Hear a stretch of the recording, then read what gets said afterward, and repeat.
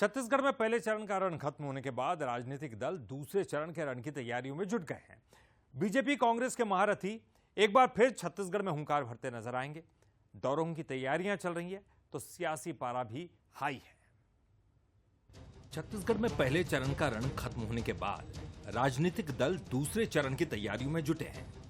BJP Congress के महारथी एक बार फिर दूसरे चरण की 3 लोकसभा सीटों पर हुंकार भरते नजर आएंगे। भीषण होगा दूसरा चरण। 21 अप्रैल को छत्तीसगढ़ आएंगी प्रियंका गांधी।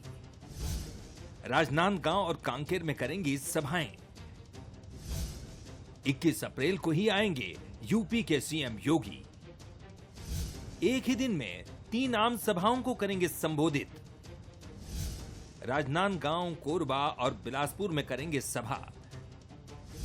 2 दिनों तक लगातार पीएम मोदी का दौरा। 23 अप्रैल को सक्ती और धमतरी आएंगे। 24 अप्रैल को सरगुजा में भरेंगे चुनावी हुंकार।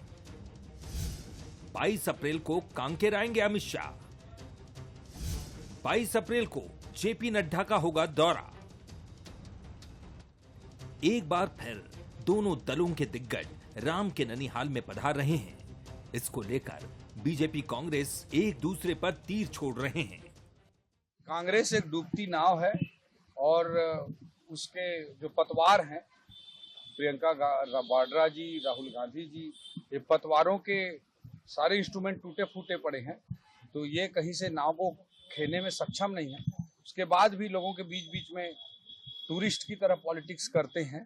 इन पार्ट टाइम पॉलिटिशियन है, टूरिस्ट की तरह ही पॉलिटिक्स करते हैं, कभी कभी आ जाते हैं राजनीति। ओपी चौधरी का बयान, खुद वो एक्सीडेंटल नेता है, उनमें अनुभव की कमी है, अभी नए नए राजनीति में हैं, अपनी टीआरपी बढ़ाने के लिए वो इस तरह के बयान दे रहे हैं। उनके बयान का कोई मायने नहीं। दूसरे चरण में राजनांदगांव, महासमुंद और कांकेर में 26 अप्रैल को वोट डाले जाएंगे। इन 3 सीटों में से 2 पर बीजेपी, 1 पर कांग्रेस काबिज है।